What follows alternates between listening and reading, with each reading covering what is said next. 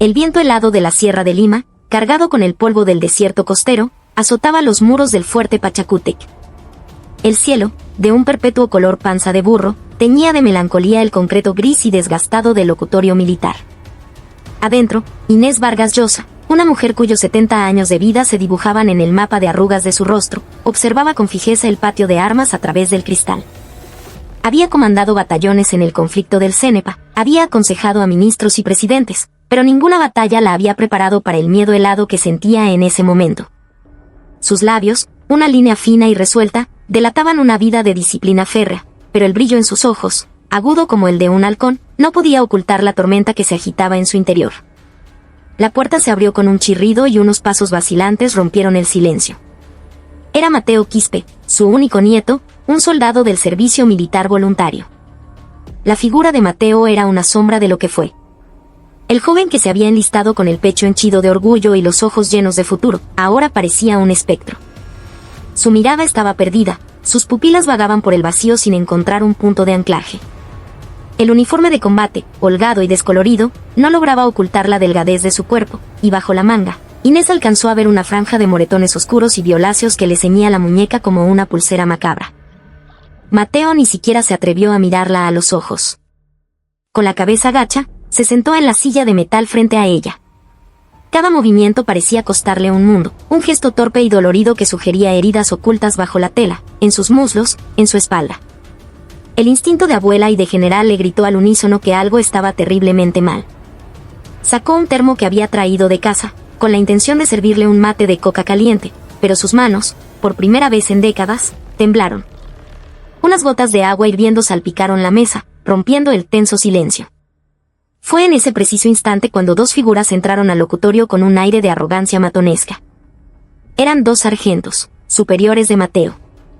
El uniforme desabrochado y la forma de caminar, como si el cuartel les perteneciera, irradiaban una autoridad barata y cruel. Las insignias en sus hombros mostraban el rango de sargento segundo. Al ver a Mateo, una sonrisa torcida y maliciosa se dibujó en sus rostros. El sargento Carlos Mendoza, el más alto de los dos, se acercó y le dio a Mateo un golpe en el hombro que pretendía ser amistoso, pero que provocó que el muchacho se encogiera con un respingo de terror puro. No fue sorpresa, fue un reflejo condicionado, la respuesta de un animal acorralado. «Señora, buenas tardes», dijo Mendoza, arrastrando las palabras como si masticara chicle. «¿Vino a ver a su nietecito? Este causa anda con problemas para adaptarse, nos está dando una chamba terrible». A su lado, el sargento Javier Ríos soltó una risita ahogada. «Así es, señora. Es que el chico es medio lento, un poco soncito, ¿entiende? Pero no se preocupe, nosotros lo estamos cuidando como si fuera nuestro hermano menor. Claro que una ayudita para la educación nunca viene mal, ¿no?». Inés los observó en silencio, sin parpadear. Su impasibilidad fue interpretada como debilidad. Mendoza, envalentonado, dejó caer la máscara. Agarró a Mateo por la nuca con una fuerza brutal y extendió la otra mano hacia Inés. «Mire, mamita, la cosa es simple. Suéltenos unos 1000 soles de propina y yo me encargo de que a su Mateo nadie lo toque. Con el sueldo de soldado apenas alcanza para los cigarros, ya sabe. Si quiere volver a ver a su nieto entero cuando termine su servicio, mejor abra la billetera». Mateo no podía levantar la cabeza. La humillación y el miedo lo habían paralizado, sus hombros temblaban sin control. El sargento Mendoza se inclinó y le susurró algo al oído, moviendo los labios sin emitir sonido. Inés no escuchó las palabras, pero vio como el rostro de su nieto se volvía blanco como el papel. Era una amenaza, clara y vil. Eran demonios nacidos en la claustrofobia del cuartel, devorando el alma de su nieto frente a sus ojos. Con una lentitud calculada, Inés sacó de su bolso un viejo celular, un modelo antiguo con tapa. El gesto fue deliberado, preciso. Mendoza y Ríos intercambiaron una mirada burlona y se rieron entre dientes.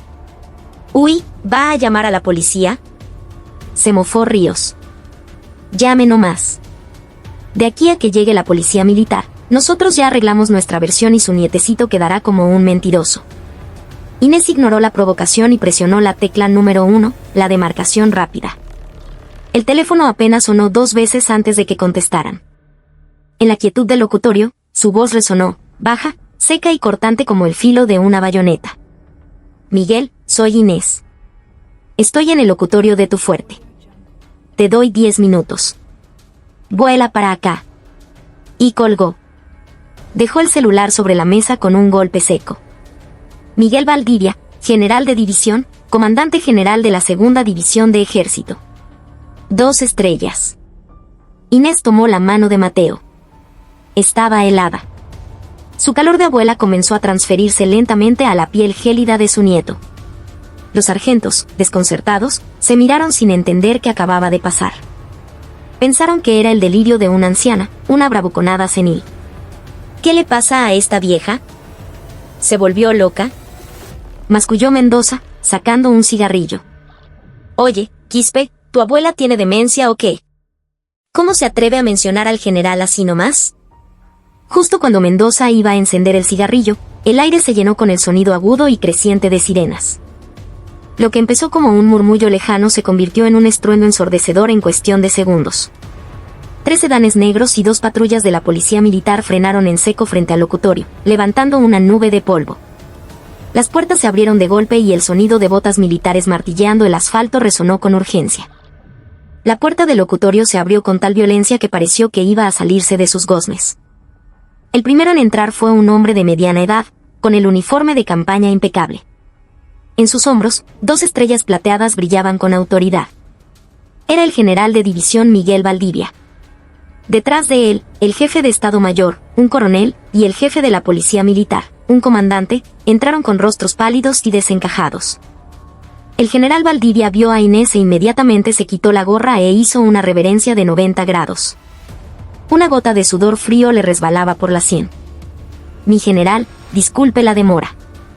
Soy Miguel Valdivia. Lamento haber tardado. Mendoza y Ríos se quedaron petrificados, con la boca abierta. El cigarrillo de Mendoza cayó al suelo.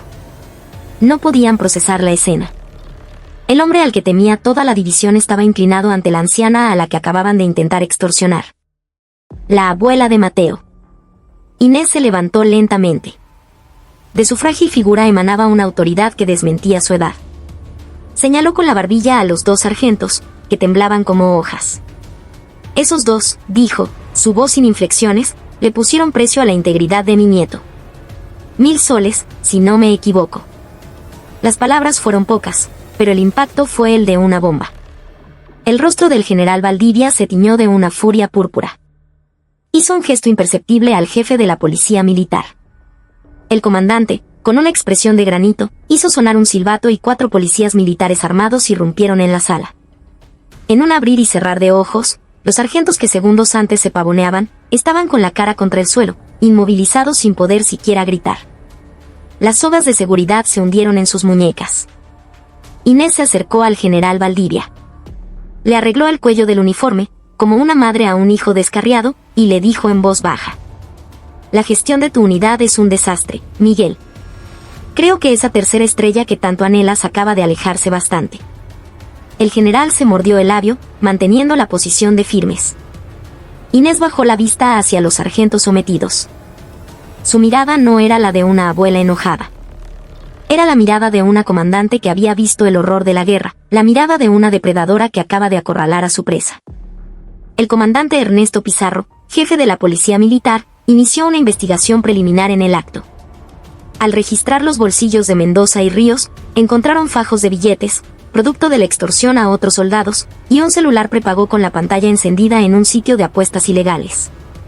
Pizarro confirmó los hallazgos y reportó a Inés y al general Valdivia. Pero la verdadera bomba explotó de la boca del sargento Mendoza. Aterrorizado, suplicando por su vida, confesó algo que dejó a todos helados. No fuimos nosotros. Fue el cabo Gamarra. Alonso Gamarra nos obligó. Dijo que si no le llevábamos la plata nos mataba.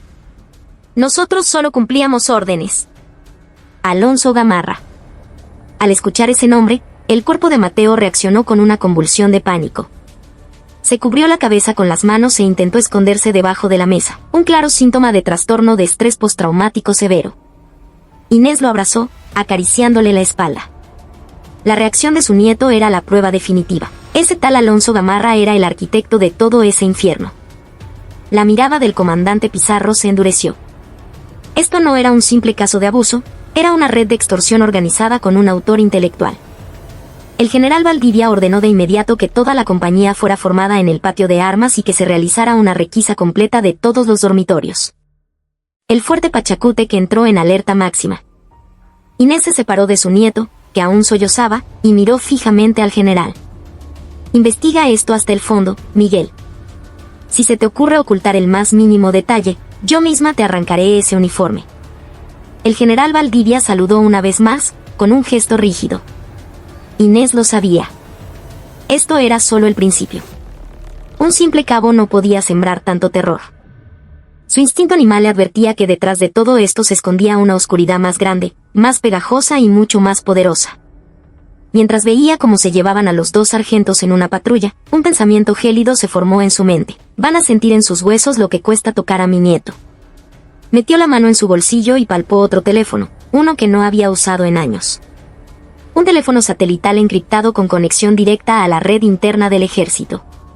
Tras retirarse, jamás había vuelto a encenderlo. Pero ese día, finalmente, presionó el botón de encendido. La pantalla se iluminó con un logo rojo, el emblema de una unidad fantasma, una que no figuraba en ningún organigrama del Ministerio de Defensa. La estrella que había permanecido dormida comenzaba a arder de nuevo. Bajo la orden de Inés Vargas Llosa, el fuerte Pachacútec se convirtió en un hervidero de actividad. A altas horas de la noche, en la oficina del comandante general, Miguel Valdivia se enfrentaba a la cruda realidad junto al comandante de la Policía Militar, Ernesto Pizarro. Mientras hablaban, sus hombres registraban cada rincón del dormitorio de la compañía del cabo Alonso Gamarra, buscando cualquier prueba que lo incriminara. Valdivia se masajeaba las sienes, sintiendo el peso de la catástrofe sobre sus hombros. Inés no era una simple militar retirada. Era una leyenda viviente. Después de una carrera brillante que culminó como una de las primeras mujeres en alcanzar el grado de general de división, y tras rechazar 2 veces el cargo de ministra de Defensa, se había mantenido como asesora principal en la Comisión de Defensa del Congreso. La élite militar sabía que su palabra tenía el poder de redefinir carreras y presupuestos. Su advertencia sobre perder una estrella no era una amenaza, era una profecía.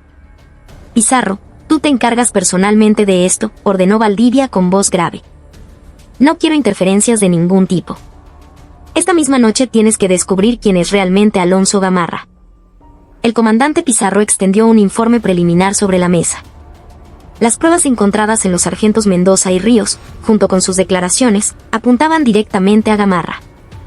Mi general, por lo que hemos podido averiguar, el cabo Gamarra manejaba una especie de cuota informal en la compañía. Obligaba a los soldados más nuevos a pagarle bajo la amenaza de castigos físicos. Calculamos que recaudaba más de 2.000 soles mensuales. El dinero, según parece, lo usaba para apuestas ilegales y para introducir artículos prohibidos al cuartel. ¿Cómo es posible que un solo cabo controle así una compañía entera?, rugió Valdivia, golpeando la mesa. ¿Dónde estaban los oficiales? Ahí está el problema, mi general. En apariencia, Gamarra era un soldado modelo. Tenía condecoraciones, menciones honoríficas y como jefe de escuadra era impecable. Sin embargo, hemos encontrado algo curioso en los informes internos. Hay reportes negativos constantes y muy detallados sobre el soldado Mateo Quispe. Indisciplina, falta de adaptación, bajo rendimiento. Creemos que Gamarra lo estaba marcando públicamente como un problema para poder torturarlo en privado. Pizarro sacó una bolsa con más pruebas. Del casillero personal de Gamarra habían decomisado 2 relojes de lujo y una pequeña libreta. En la libreta, con una letra minúscula y metódica, estaban anotadas las debilidades y secretos de casi todos los miembros de la compañía. Lo más alarmante eran los datos sensibles sobre la vida privada del capitán de la compañía y del teniente. Este cabo no es un simple matón, mi general. Es un manipulador muy astuto. Ha estado controlando a soldados y oficiales por igual. El soldado Quispe debe haber sido quien más se le resistió, o quizás fue testigo de algo que no debía haber. En ese momento, un policía militar irrumpió en la oficina, sin aliento. Mi general. El cabo Alonso Gamarra ha desaparecido de su dormitorio. Creemos que ha desertado. Escapó por la ventana del baño. El rostro de Valdivia se tornó lívido. La deserción de un soldado en medio de una investigación de esta magnitud, y bajo la mirada atenta de Inés Vargas Llosa, era un desastre de proporciones épicas. Se puso de pie de un salto. Movilicen a todas las unidades. Activen los equipos de búsqueda. Coordinen con la Policía Nacional y la DIRINCRI. Quiero a ese miserable capturado ahora mismo. Pizarro salió corriendo de la oficina. Al tomar la libreta de Gamarra, un pequeño papel doblado se deslizó de entre sus páginas. Tenía solo 3 palabras escritas: el día del juicio. Lejos del caos del fuerte, Mateo se encontraba en la residencia de su abuela, una casa fortificada y aislada en las afueras de Chosica, un refugio en medio de las montañas. La sensación de seguridad se mezclaba con el terror persistente. Inés había llamado a su médico militar de confianza para que examinara a Mateo. El diagnóstico fue desolador: contusiones por todo el cuerpo, especialmente en la espalda y las costillas. Pero las heridas del alma eran mucho más profundas. Mateo se sobresaltaba con el más mínimo ruido, sufría de insomnio y padecía la paranoia constante de ser observado. La vida en el cuartel lo había convertido en una sombra humana. Inés acostó a su nieto y bajó en silencio al sótano de la casa. Detrás de una estantería de libros sobre estrategia militar, se ocultaba una puerta de acero. Introdujo un código y la puerta se abrió, revelando una sala de control equipada con la más alta tecnología de comunicaciones. Tomó el teléfono satelital y marcó un número.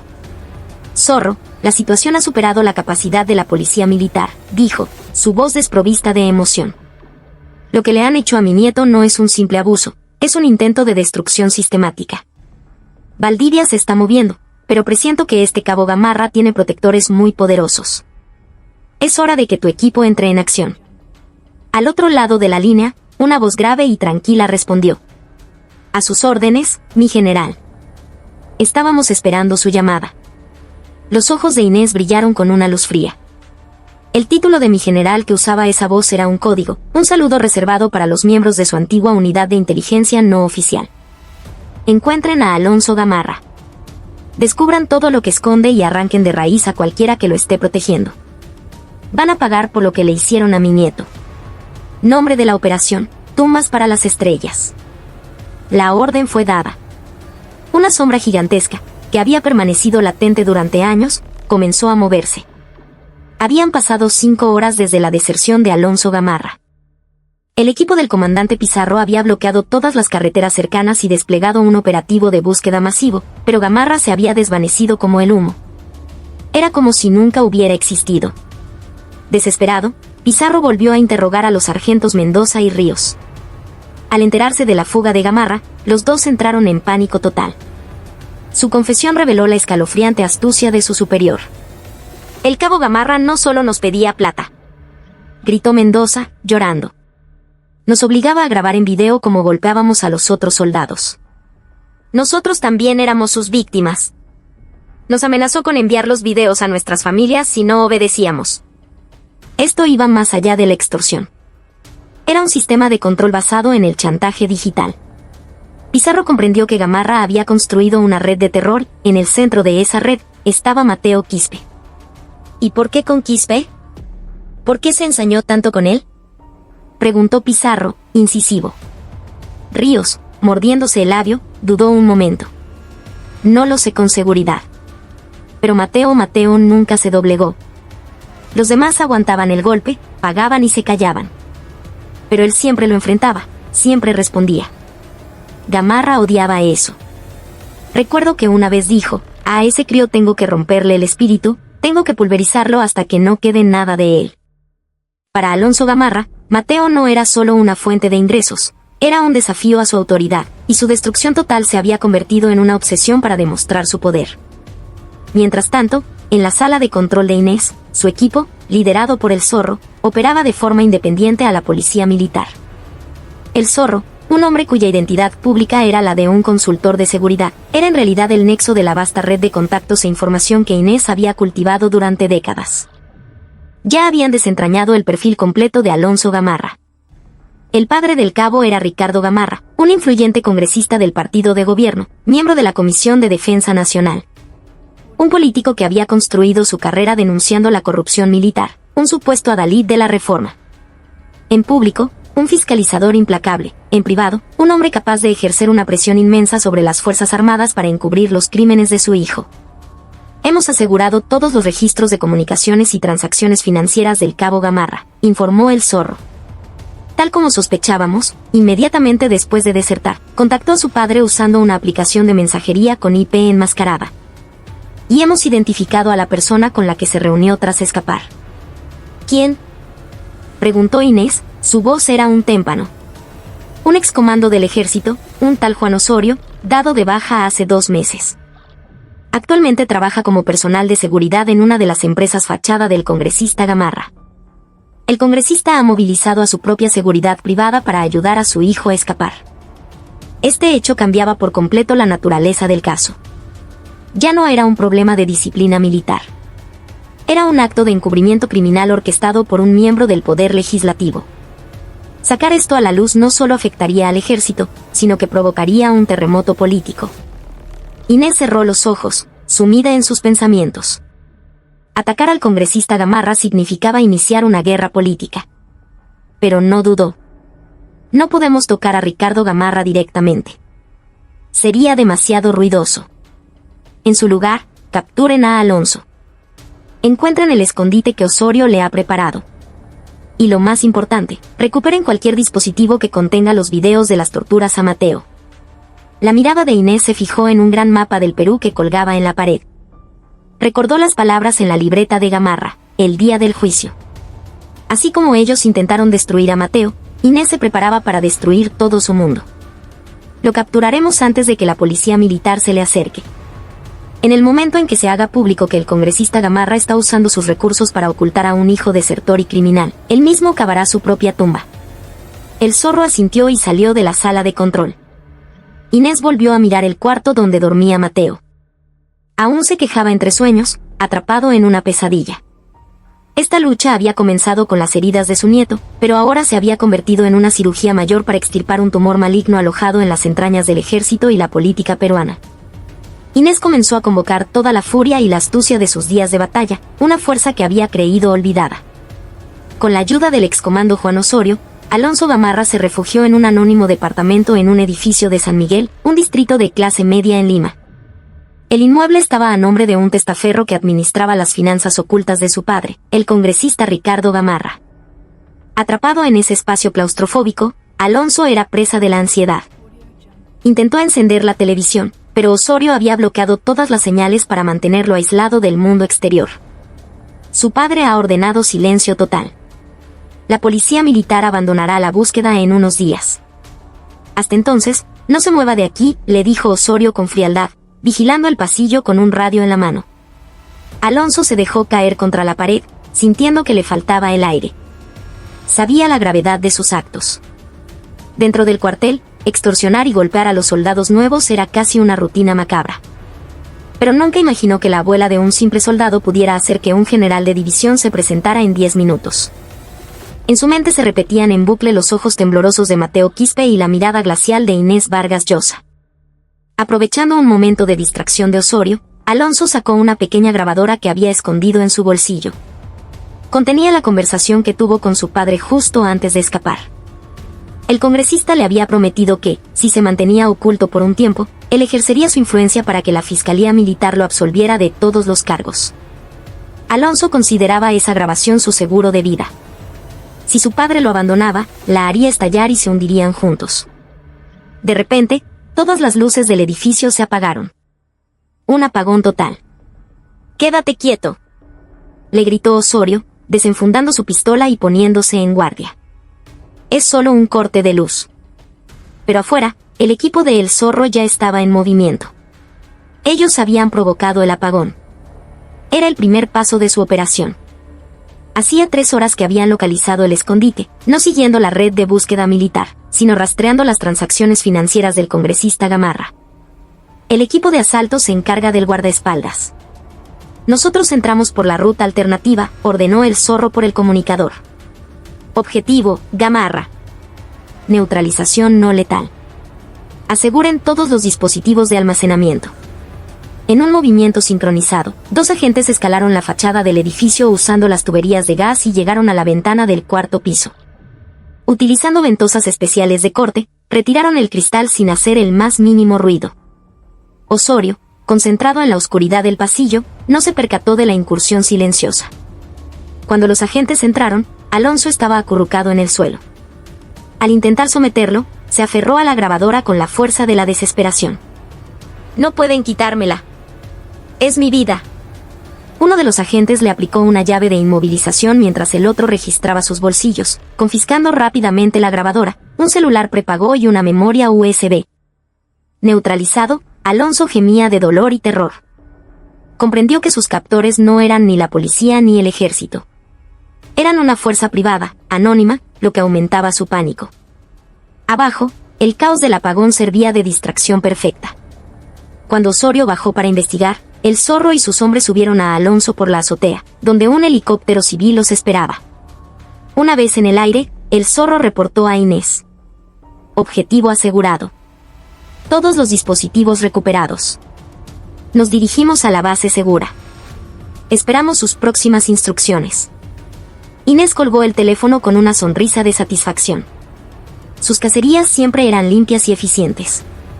Alonso Gamarra, ahora despojado de la protección de su padre, era solo una presa en sus manos. Alonso fue encerrado en una celda de aislamiento en el sótano de la residencia de Inés, junto a su sala de control. Era una habitación sin ventanas, a prueba de sonido, un vacío perfecto que lo sumió en un terror absoluto, sin saber quién lo había capturado ni qué le esperaba. Inés y el Zorro analizaron el material recuperado. Los archivos de video fueron una puñalada en el corazón de la abuela. En las grabaciones, Mateo era sometido a golpizas salvajes. Los sargentos Mendoza y Ríos, siguiendo las órdenes de Alonso, perpetraban actos de tortura mientras la voz de Gamarra se escuchaba de fondo, riéndose, disfrutando del sufrimiento de su víctima. Inés cerró los ojos, sintiendo una furia helada recorrerla. Había dedicado su vida a servir a su país, a defender su honor. Ver a su propio nieto, a su sangre, ser destrozado de una forma tan vil mientras cumplía con su deber, hizo tambalear los cimientos de sus convicciones. Levantó el teléfono y llamó al general Valdivia. «Miguel, yo he capturado a Alonso Gamarra. No preguntes dónde.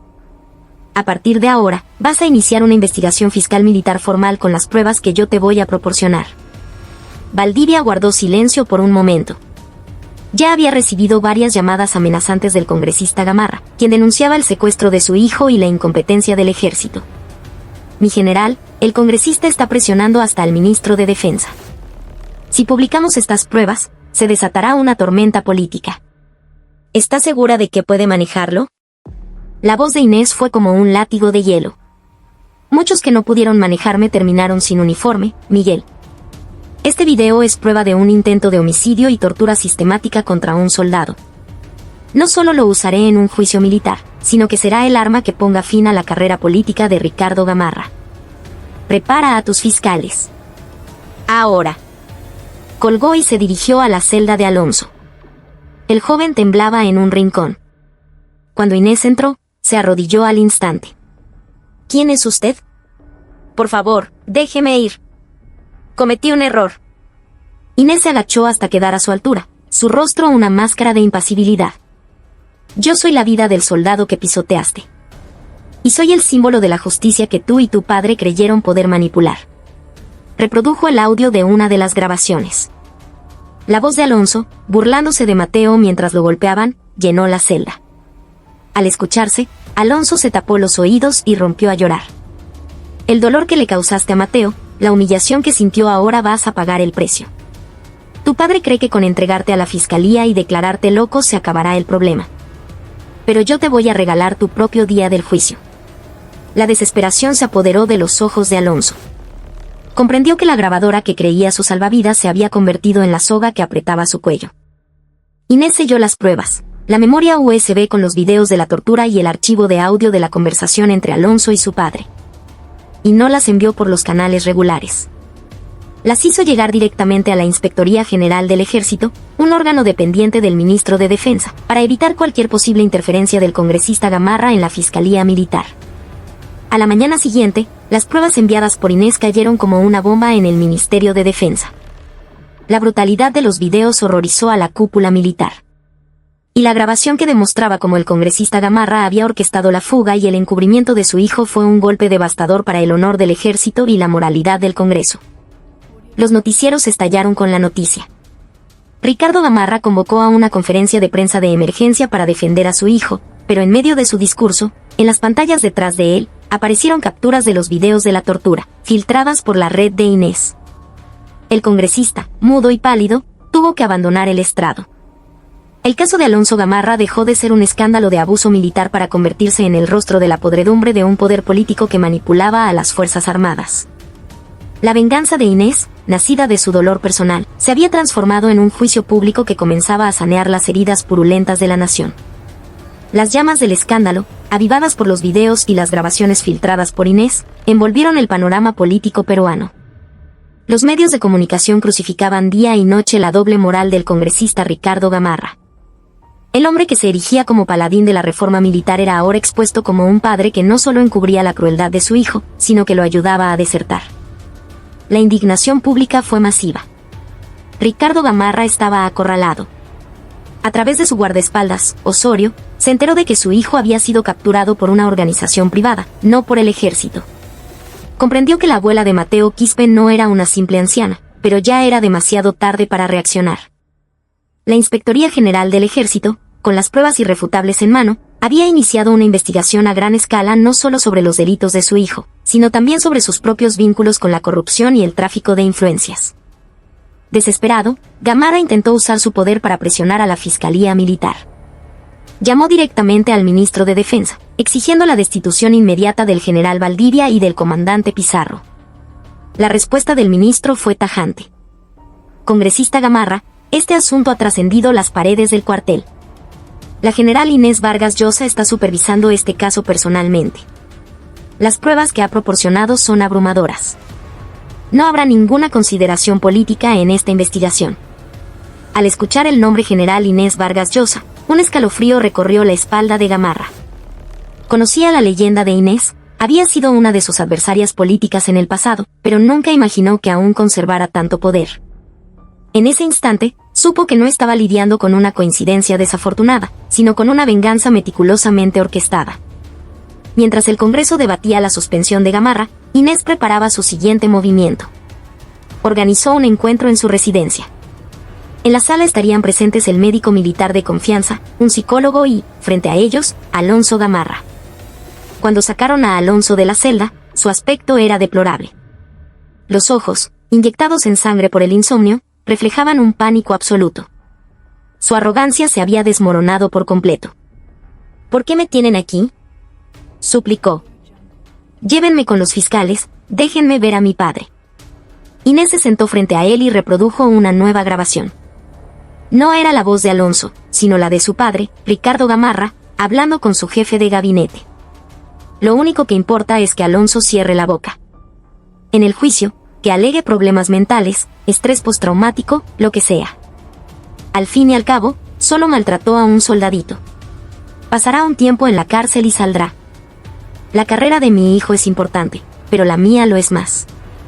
El impacto en Alonso fue visible. Se quedó sin aire, como si hubiera recibido un golpe en el estómago. Había confiado ciegamente en que su padre lo sacaría de todo. Pero la grabación le revelaba la cruda verdad. Su padre lo estaba usando, dispuesto a sacrificarlo como un peón para salvar su propia carrera. Tu padre te ha abandonado, dijo Inés con una voz gélida. Te ha convertido en lo mismo que tú convertiste a Mateo Quispe, un chivo expiatorio. Una víctima abandonada por aquellos en quienes confiaba. Las lágrimas brotaron de los ojos de Alonso. El único pilar que lo sostenía se había derrumbado. Viendo su total desesperación, Inés le ofreció su última carta. Si me cuentas con todo detalle por qué te ensañaste con Mateo, por qué lo grababas, y quién más está involucrado en esto, yo me encargaré de que la prueba definitiva de la corrupción de tu padre llegue a manos de la Fiscalía. Una prueba que lo hundirá para siempre. Será tu oportunidad de vengarte, y la única forma de atenuar tu propia condena. El objetivo de Inés no era solo castigar a Alonso. Era usarlo como una herramienta para llegar al corazón de la corrupción que su familia representaba. Alonso, el primer prisionero de esta guerra no declarada, se rindió. Tambaleándose, aceptó la oferta de Inés. En el momento en que empezó a hablar, la verdadera y oscura red que había asfixiado al fuerte Pachacútec comenzó a salir a la luz. La confesión de Alonso Gamarra fue más allá de lo imaginable. No era simplemente el líder de una red de extorsión, actuaba como un informante para su padre, recopilando información sensible dentro del cuartel. Mi padre me pedía de todo, confesó con voz temblorosa. horarios de movimiento de material logístico, despliegue de equipos, y sobre todo, los secretos y trapos sucios de los oficiales. Él usaba esa información para anticiparse a las auditorías del ministerio y para chantajear a sus oponentes políticos. El congresista Ricardo Gamarra había enviado a su hijo al servicio militar no para servir a la patria, sino para espiarla desde adentro, convirtiendo la institución en su agencia de inteligencia privada. Era un acto de traición que rozaba la seguridad nacional. Con esta nueva información, Inés armó un dossier final y lo entregó a la fiscalía. Las pruebas eran irrefutables. Ricardo Gamarra pasó de ser un congresista investigado a un criminal con una orden de detención inminente. El general Valdivia y el comandante Pizarro, testigos de todo el proceso, no podían más que sentir un profundo respeto por la capacidad de Inés. Había capturado a un desertor que ellos no podían encontrar y había desmantelado el poder de un congresista en cuestión de días. Sin embargo, para Inés, una pieza del rompecabezas seguía sin encajar: la obsesión personal y sádica de Alonso con Mateo. Revisó de nuevo los informes psicológicos de su nieto. Mateo no entendía por qué Alonso lo odiaba con tanta intensidad, lo atribuía a su propia rebeldía. Inés ordenó a El Zorro una nueva investigación, esta vez enfocada en el pasado de los 4 implicados, Mateo, Alonso, y los sargentos Mendoza y Ríos, antes de que entraran al ejército. Días después, El Zorro le trajo la respuesta, una que revelaba una capa de maldad aún más profunda. Mi general, Alonso Gamarra y Mateo Quispe no se conocieron en el cuartel. Fueron al mismo colegio en Surco. Y los sargentos Mendoza y Ríos también eran de ese mismo colegio, un par de años mayores. No eran simplemente víctima y victimarios al azar.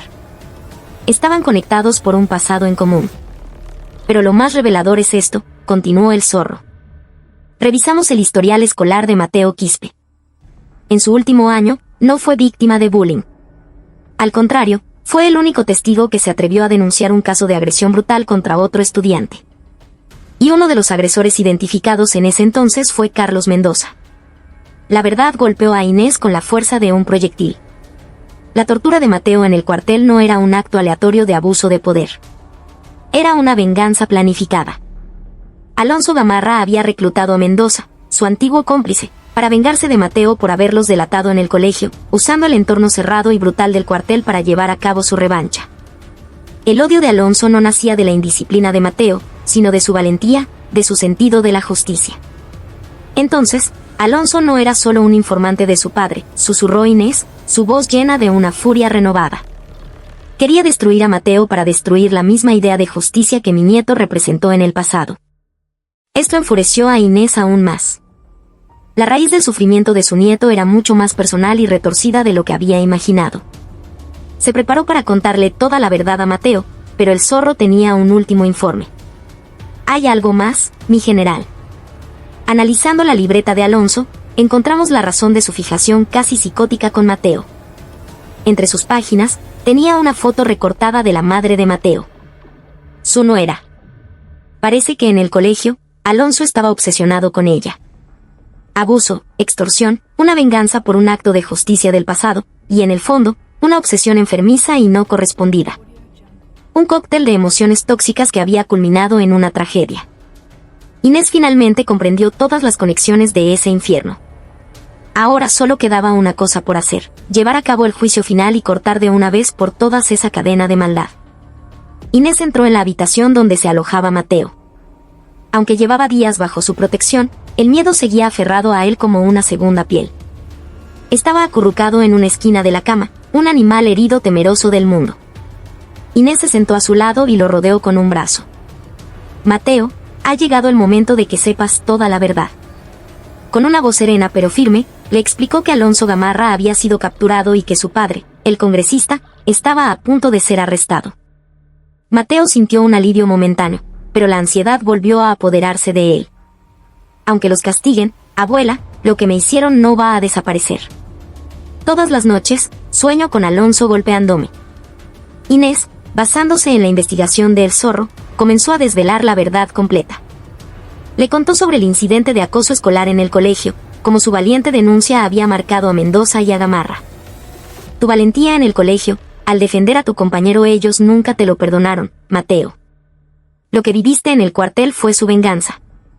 Los ojos de Mateo se llenaron de confusión.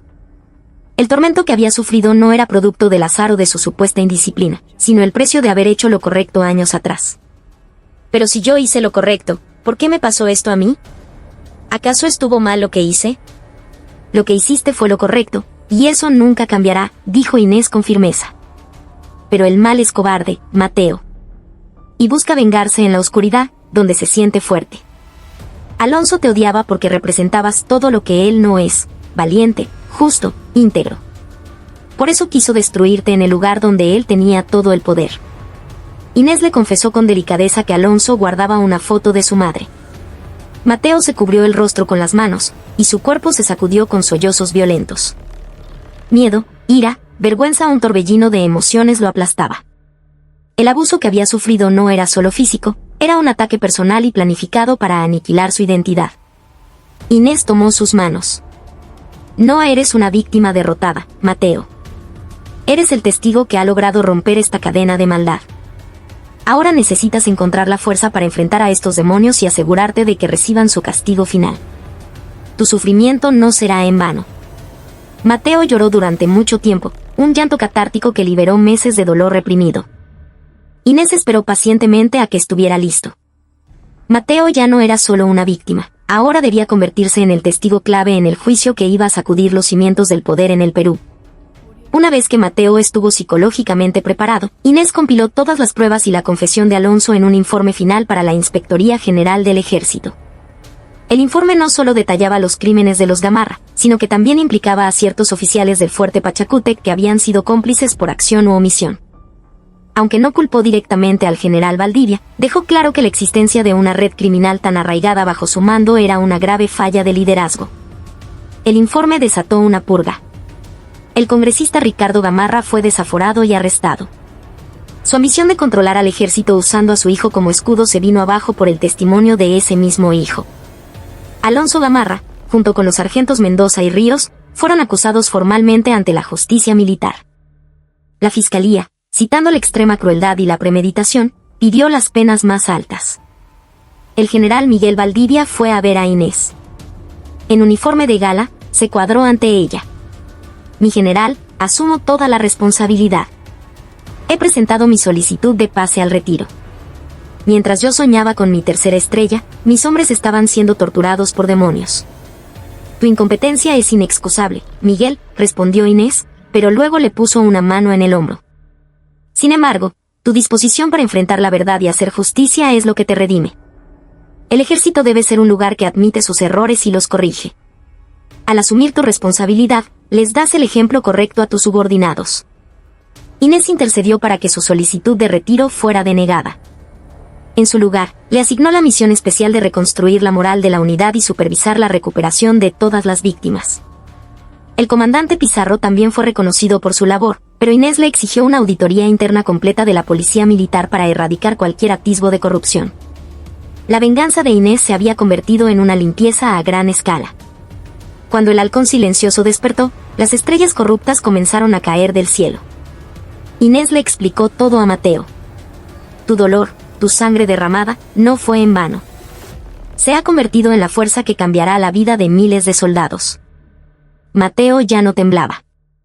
Veía los frutos de la justicia que su sufrimiento había sembrado. Pero Inés sabía que faltaba una última pieza. La meticulosidad de Alonso Gamarra, su nivel de control algo no encajaba. Su intuición le decía que había otra sombra, aún más oscura, detrás de todo. Ordenó a El Zorro que volviera a analizar la libreta de Alonso, centrándose en las páginas cifradas que contenían los secretos de los oficiales. Presentía que el verdadero titiritero aún no había salido a la luz. El arresto del congresista Gamarra y la acusación contra los soldados parecían haber cerrado el caso, pero la intuición de Inés, afilada en incontables batallas, le decía que la historia no estaba completa. La astucia de Alonso Gamarra superaba la de un joven de 20 años. Le pidió a El Zorro que reexaminara la libreta cifrada. Días después, su hombre de confianza regresó con un rostro más sombrío que nunca. Mi general, hemos descifrado los códigos. La información sobre los oficiales no era solo para su padre. Los datos más sensibles se enviaban a otra persona, un contacto al que Gamarra llamaba Señor Sombra. ¿Y no era su padre?, preguntó Inés, tensa. No. Los mensajes intercambiados con el señor Sombra contenían información clasificada. No solo chismes de cuartel, sino detalles sobre despliegues tácticos, movimiento de armamento, información de seguridad nacional. El congresista Gamarra usaba a su hijo para sus juegos de poder, pero el señor Sombra lo usaba para algo mucho más peligroso. El zorro le entregó un archivo. Hemos identificado al señor Sombra. Es el coronel Arturo Velasco, de la Inspectoría General del Ejército. Actualmente está asignado a su división como parte del equipo de investigación del caso. El corazón de Inés se heló. La inspectoría era el órgano encargado de velar por la integridad del ejército. Que uno de sus coroneles fuera un traidor que filtraba secretos militares era una pesadilla. Velasco era un lobo cuidando el rebaño. ¿Hay pruebas de que Velasco ordenara la tortura de Mateo? No una orden directa. Pero Gamarra le envió los videos de la tortura a él también. Y Velasco le respondió con un mensaje cifrado. Excelente. El objetivo está completamente quebrado. Misión cumplida. Esperan nuevas instrucciones. La tortura de Mateo no fue solo una venganza personal. Fue un medio para un fin mucho más siniestro, orquestado por Velasco. Mateo no solo fue una víctima, fue un conejillo de Indias en una conspiración mayor. Inés se puso de pie, su cuerpo vibrando de furia contenida. Velasco era un espía, un traidor que usaba la violencia dentro de los cuarteles para sus propios fines. Zorro, no podemos permitir que Velasco escape. Vigilen cada uno de sus movimientos, intercepten todas sus comunicaciones. Necesito saber qué buscaba al usar a Mateo como objetivo y quién es su verdadero jefe. Inés tomó de nuevo su teléfono encriptado. Esta vez, la llamada era para el comandante general del ejército. El asunto había escalado a una crisis de seguridad nacional. La venganza personal por su nieto se había convertido en una misión para extirpar un cáncer que amenazaba con destruir al ejército desde adentro. La vigilancia sobre el coronel Arturo Velasco comenzó de inmediato. En apariencia, era un oficial ejemplar, íntegro, eficiente y de una frialdad profesional intachable. Nadie sospecharía que tras esa fachada se escondía un traidor. El zorro rastreó sus comunicaciones y descubrió contactos periódicos con un intermediario internacional vinculado a redes de inteligencia extranjeras. Los secretos que Velasco filtraba estaban beneficiando a adversarios del país. Para entender la conexión con Mateo, Inés ordenó un nuevo interrogatorio a Alonso Gamarra. Le mostraron las transcripciones de sus mensajes con Velasco. Cuando le enviaste el video de Mateo a Velasco, te felicitó por quebrar al objetivo. ¿Por qué Mateo era su objetivo? Gamarra, ya sin nada que perder, lo confesó todo. El coronel Velasco me ordenó que informara detalladamente sobre el proceso de quiebre psicológico de Mateo. Dijo que si lograba someterlo por completo, debía enviarle el video a mi padre. ¿Por qué a tu padre?, preguntó Inés, conteniendo el aliento. Porque la madre de Mateo, su nuera, mi general, fue fiscal militar. Hace años, ella investigó al coronel Velasco por filtración de información. Por su culpa, el ascenso de Velasco se frustró. Mateo es idéntico a ella. Velasco quería destruir a Mateo para vengarse indirectamente de su madre y de usted. Y planeaba usar el video para chantajear a mi padre, obligándolo a usar su influencia para asegurar su ascenso a general. Esa era la pieza final. El nexo que unía todo. El coronel Velasco, movido por un rencor antiguo y el miedo a ser descubierto, había elegido al hijo de su antigua némesis, un joven que era su vivo retrato, para ejecutar la más cruel de las venganzas en el lugar donde debía estar más seguro. La venganza de Gamarra fue solo un instrumento dentro del plan maestro de Velasco. Inés apretó los puños. Su nuera había sido una abogada íntegra que luchó contra la corrupción. Y su nieto, heredero de ese espíritu, había caído en la misma red de maldad. Convocó una videoconferencia de emergencia con el comandante general del ejército y le expuso toda la trama. El comandante general quedó horrorizado. La traición de un coronel de la inspectoría era una de las mayores crisis de seguridad en la historia reciente del ejército. Mi general Vargas Llosa, desplegaré a la dirección de contrainteligencia de inmediato. El coronel Velasco podría estar armado. Le autorizo a continuar con la operación Tumbas para las Estrellas. Cueste lo que cueste, debe ser capturado. Inés asintió y dio la orden final a El Zorro.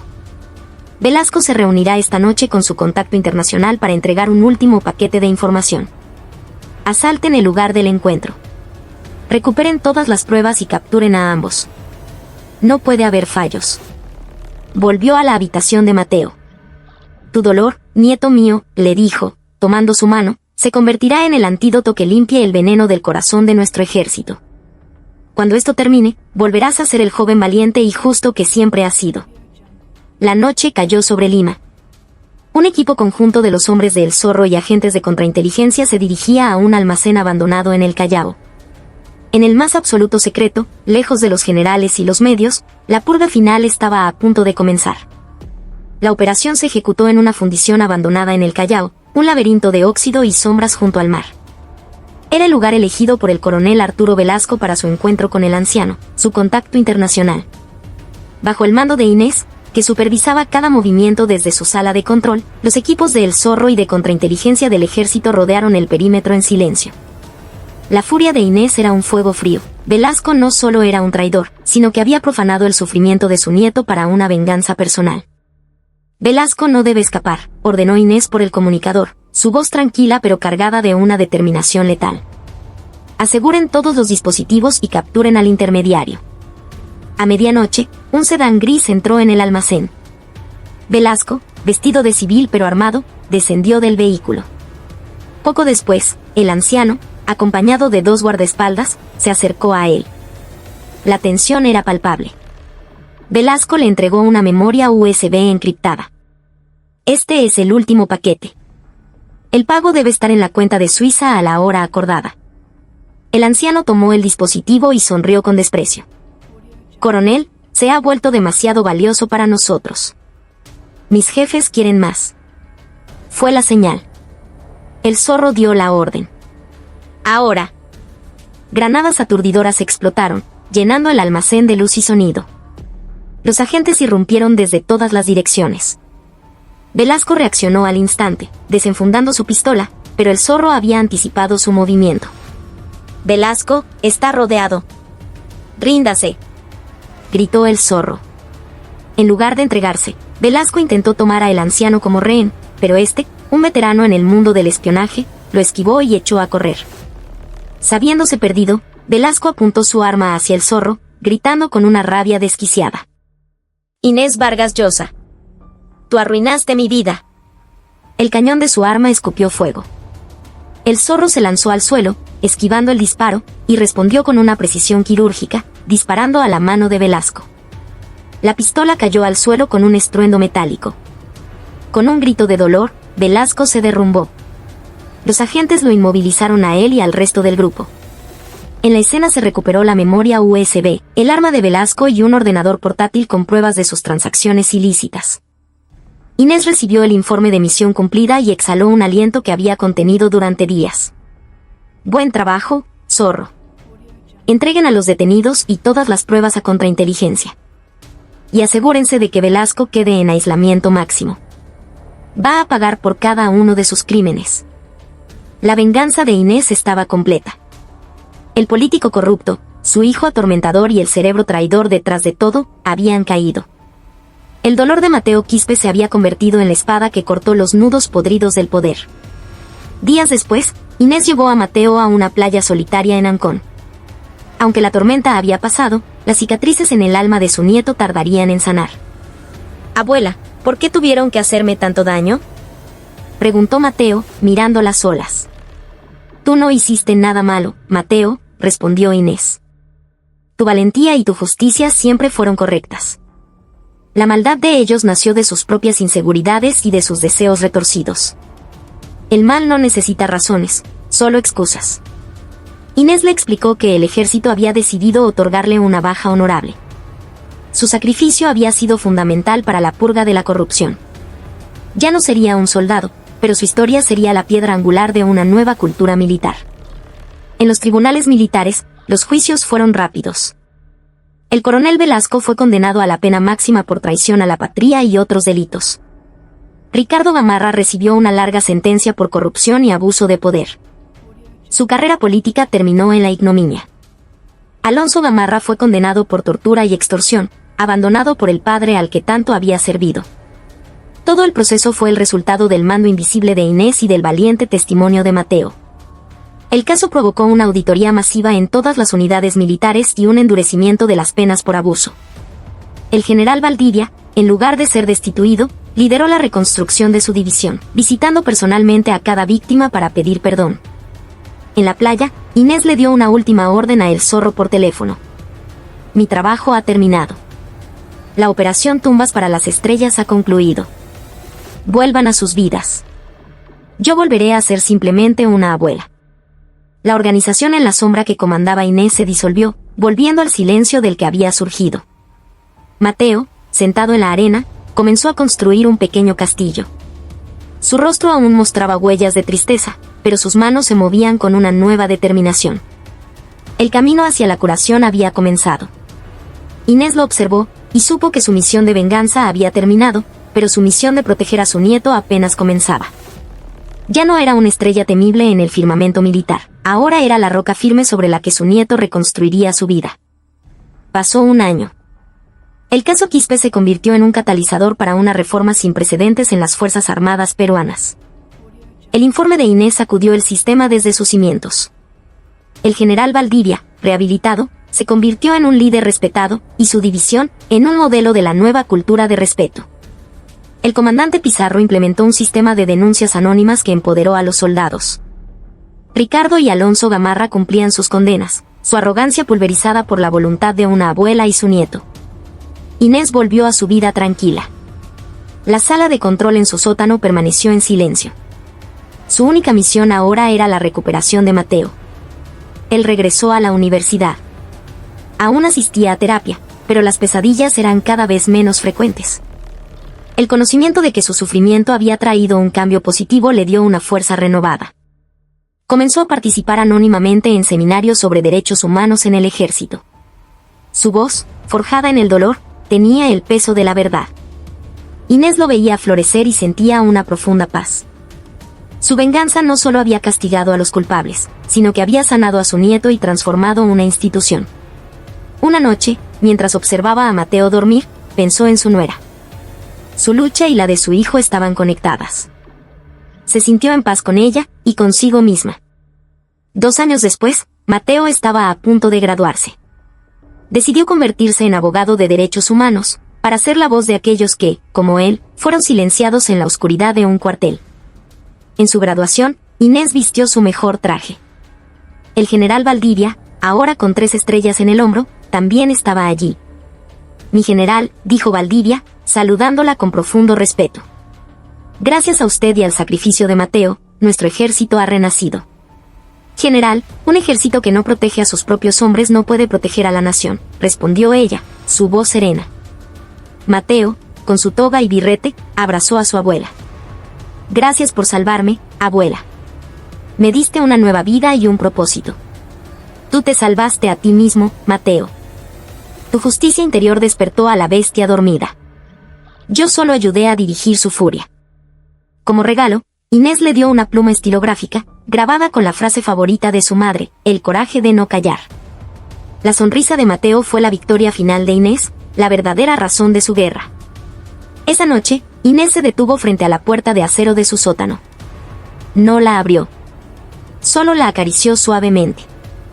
Sabía que el mal nunca desaparece del todo, pero ya no necesitaba a la bestia silenciosa. Su nieto era ahora el nuevo guardián de la justicia. Hizo un último saludo militar a la puerta, una despedida a su pasado. El cerrojo de acero permaneció cerrado.